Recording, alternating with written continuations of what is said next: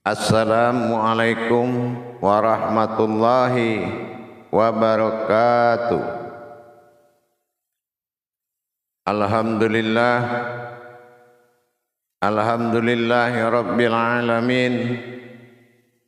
Assalatu wassalamu ala asrafil anbiya'i wal mursalin, Sayyidina wa maulana Muhammadin. Asyhadu an la ilaha illallah wa asyhadu anna Muhammadar Rasulullah. Allahumma sholli ala Sayyidina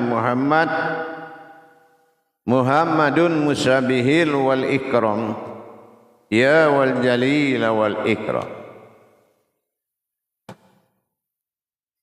Wa tahirin wal mujahidina, amma ba'du, ibadallah.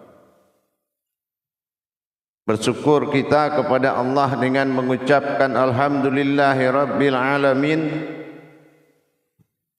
atas segala limpahan karunia rahmah dan hidayahnya, serta dengan izinnya juga kita dapat menjalankan amanahnya, beramal dan beribadah zahir batin dunia dan akhirat. Bersalam kita tidak akan pernah kita lupakan. Marilah sama-sama kita sampaikan kepada junjungan kita Nabi Allah, Nabiul Akhirul Zaman, Rasulullah Muhammad sallallahu alaihi wasallam. Atasnya kalimahnya kita kalamkan dengan membacakan Allahumma sholli ala Sayyidina Muhammad wa ala alihi Sayyidina Muhammad. Alhamdulillah, para jamaah semua yang dirahmati Allah rahimakumullah.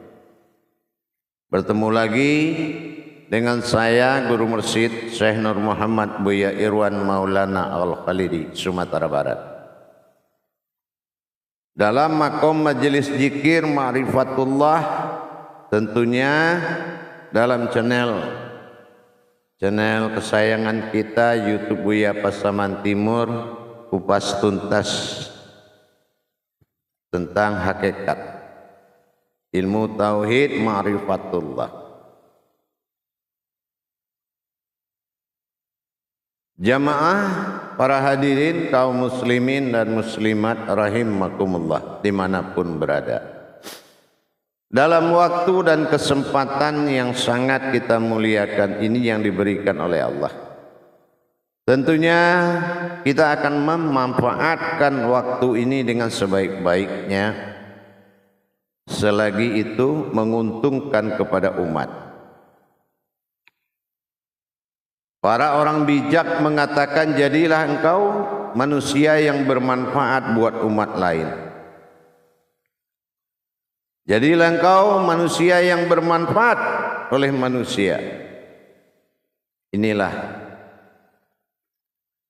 yang menjadi acuan bagi kita yang selalu meminta bekal kepada Allah dalam menjalankan perintah hakikatnya terutama. Untuk itu, pada kesempatan ini saya akan menyampaikan hakikat dari ma'rifatullah itu yang sebenarnya. Karena semua kajian-kajian yang pernah saya lihat dan saya dengar, sangat banyak yang mengenai bahasa ma'rifatullah. Sangat di mana-mana saya dengar kajian ma'rifatullah ini sudah menjamur kemana-mana. Tapi sebagai sesama muslim, sebagai sesama petugas-petugas Allah, sedikit saya mengingatkan apa sebetulnya hakikat ma'rifatullah ini. Karena yang kita lihat dan kita dengar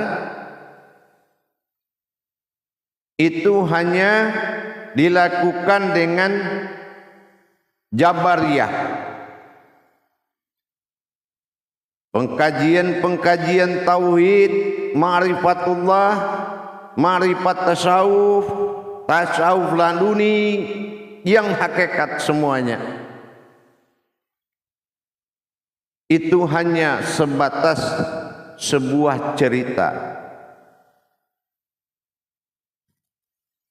Tapi tidak ada yang mengarah kepada syarat ma'rifatullah itu sendiri.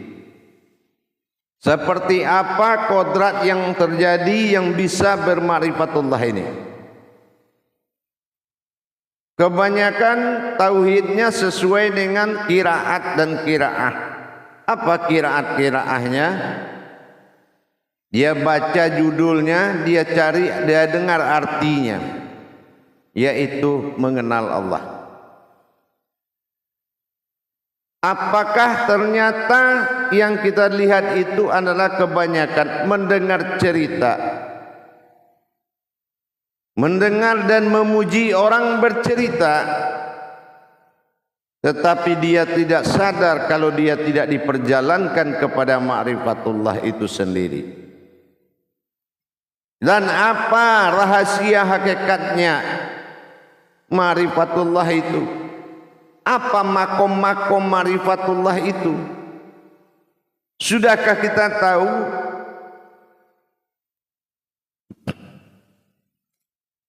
Seperti apa kodrat ma'rifatullah itu? Tapi ternyata subhanallah, kita melihat di media-media YouTube sebuah jabariyah, alkisah dan cerita yang mana kodrat yang bermakrifah itu tidak dituntun ke alamnya, alam makrifah itu tidak dituntun menuju kodrat yang bermakrifah, kodrat yang mengenal Allah itu.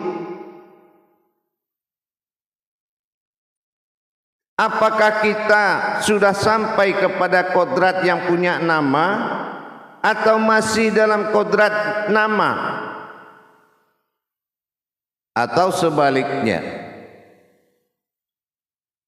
Mana kodrat ma'rifah itu? Ma'rifatullah itu bukan pandangan tetapi ma'rifah. Ma'rifah itu artinya mengenal. Kalau mengenal bukanlah artinya berkenalan. Ma'rifatullah mengenal Allah bukan berkenalan dengan Allah. Emang kita siapa berkenalan dengan Allah? Tetapi yang dimaksud oleh ma'rifatullah ini, mengenal Allah ini dengan ketentuan-ketentuan ilmu hakikat, dengan ketentuan-ketentuan hakikat menuju kesempurnaan. Menuju kesempurnaan ma'rifatullah inilah yang harus kita lanjutkan. Bukan kita mengaji tentang sir Adam, kodrat Adam, maujud Muhammad, berkodrat Allah pada Muhammad, berupa-rupa Allah pada Adam, habis selesai. Apakah begitu? Berwujud Allah pada batin, jadi nyawa, selesai. Apakah itu sudah ma'rifatullah? Mungkin untuk awal sebagai pedoman hakikat itu pasti akan berasma ke sana, pasti akan berasma ke situ.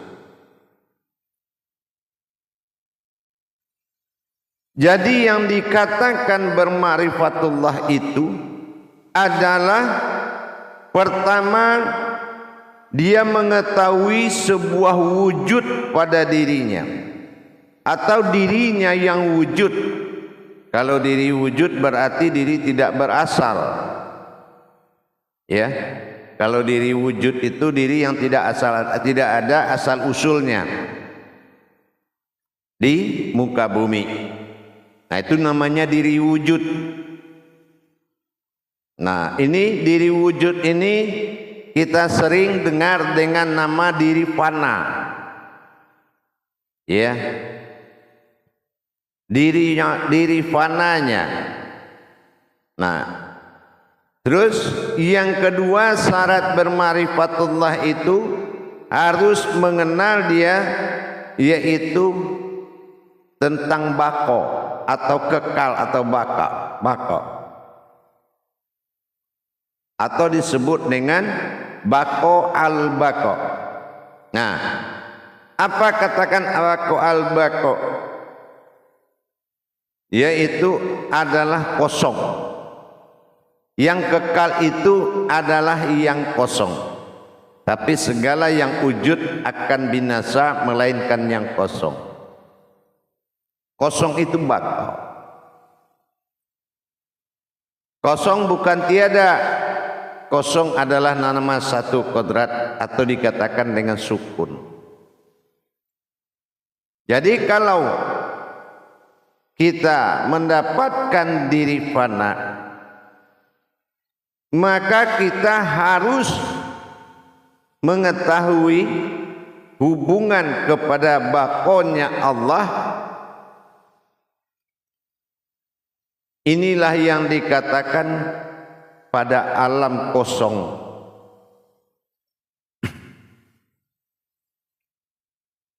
Ini adalah kodrat diri yang dibangun dan didirikan untuk bisa mengenal Allah. Karena diri itu dinamakan sifat. Sifat itu adalah kodratku sendiri, kata Allah. Nah, kalau kita sudah tahu bagaimana bermarifatullah, tentu kita harus kembali ke masa lalu. Harus kembali ke masa lalu kita. Di mana masa lalu ada dan tiada. Mana tiada pada diri, mana yang ada pada diri, itulah wujud titik. Kalau titik, wujud dan maujud disebut dengan ada dan terlihat.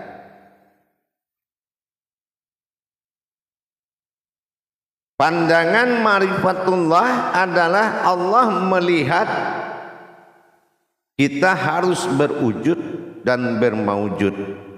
Jadi yang dilihat oleh Allah, yang bermarifat Allah melihat, bermarifah kita menunggu. Itu yang dikatakan marifatullah.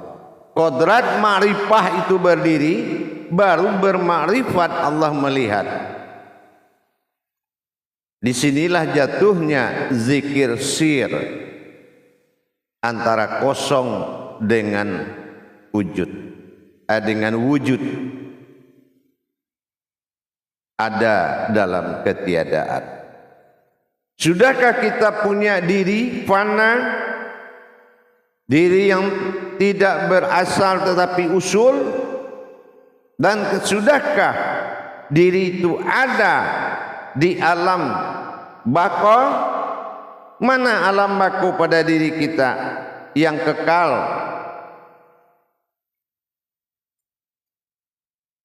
Mana kodrat bako di kita? Disitulah diri fana. Diri fana dan bako inilah yang Allah katakan, perintahkan kepada kita, fana fillah wal baqo billah. Kekalkan diri yang fana dan kekallah engkau denganku. Itu yang dikatakan marifatullah, mengenal Allah dari kodratnya sendiri yang menjadi sebuah diri. Kalau belum berdiri kodrat fana dan kodrat baqa, itu belum dikatakan bermarifatullah.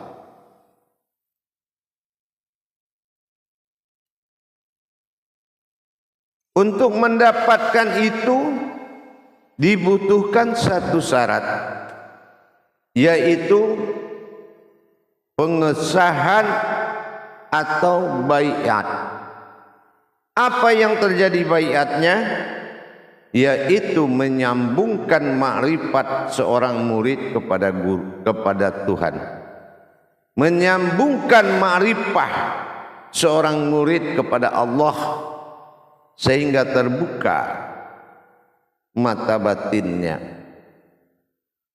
tersambung kepada tauhid ghaibiyah menuju tauhid siriyah dalam diri fanafillah wal baqa'um billah. Ini yang dikatakan ma'rifatullah. Bukan kita hanya mencari kajian-kajian.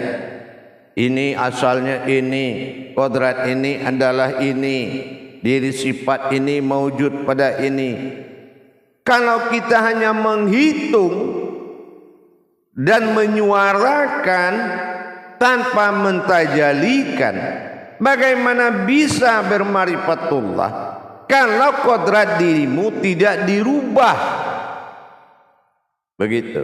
Kalau kodrat diri kita tidak dirubah menjadi sebuah fana dan bakonya Allah. Ini berhadapan diri dengan kosong. Nanti baru kita tahu wujud titik yang kosong dengan titik yang maujud. Kosong bukan berarti tidak ada. Kosong itu ada, tetapi ada kekosongan di situ yang tidak boleh ada. Inilah yang dikatakan bahasa hakikat.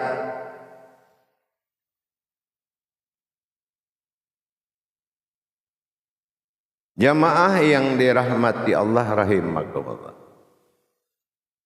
Dengan adanya kita memperdalam wawasan ma'rifatullah itu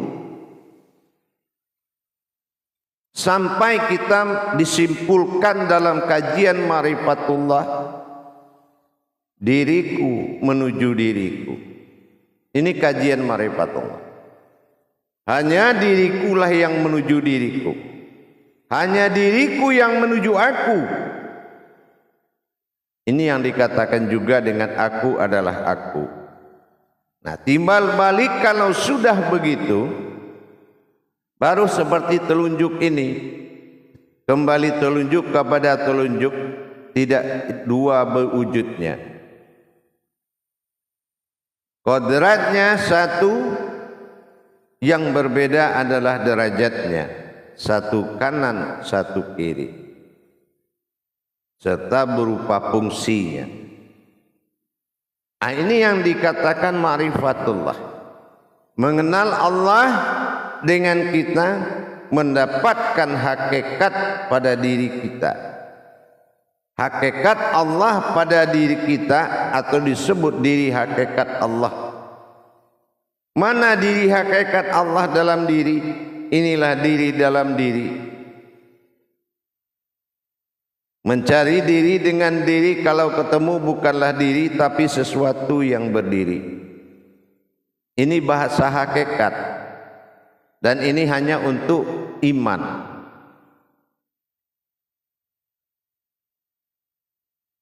Disinilah kita membutuhkan iman tauhid.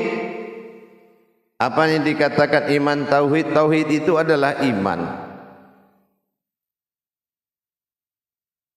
Kita bisa mengimani perjalanan rohani kita menuju ma'rifatullah. Tapi kalau kita hanya mengkaji cerita ma'rifatullah, cerita mengenal Allah dengan wujud-wujud dan wujud-wujud batin-batin kepada hayat nur, itu hanya wawasan cerita, sekedar mengenal, tetapi tidak mendapatkan rasa dan pandangan dari kajian itu kalau hanya sekedar mengenal sifat-sifatnya, baik zahir maupun batin. Sandaran zahir pada Adam, sandaran batin pada Muhammad. Itu aja yang akan dikaji. Tidak bergeser dan tidak berhijrah dia. Tidak memenuhi rukun sifat berjumlah 7 tingkat pemahaman. Tidak memiliki rukun 3 kodrat pada hakikat Allah. Dan tidak menyerahkan 6 sifat masa diri kepada alam. Maka kita harus memenuhi syarat ma'rifatullah, yaitu diri fana dan alam bako. Diri fana dan kodrat bako atau kodrat kekal. Inilah yang dikatakan hayatullah. Kehidupan Allah adalah diri. Dari kehidupan Allah disebut dengan hayut. Di situ kita akan mendapatkan qayyum yang menghidupkan. Insya Allah. Semoga bermanfaat pemahaman ini dalam rangka berbagi ilmu dan wawasan agar kita semua diijabah oleh Allah dalam segala perbuatan hakikat syariat dan tarekat ma'rifat. Fastabiqul khairat, berlomba-lombalah demi kebaikan. Bukan kita mempersaingkan kebaikan demi kebaikan. Tidak cukup hanya kebaikan itu yang diandalkan tanpa kita memahami sebuah kebenaran. Titik puncak daripada semuanya adalah kebenaran. Mudah-mudahan kita sampai kepada kebenaran itu. Mujahadah hanya sebuah perjuangan. Tiada arti dan makna dalam hidup kita kalau hakikat tidak asal usul daripada diri. Tidak mengenal hakikat tidak akan menerima kehakikatan apapun dari Allah. Insya Allah. Mudah-mudahan kita bisa bekerja sama, saling berbagi. Insya Allah. Baik, akhirul kalam. Wabillahi taufiq wal hidayah. Assalamualaikum warahmatullahi wabarakatuh.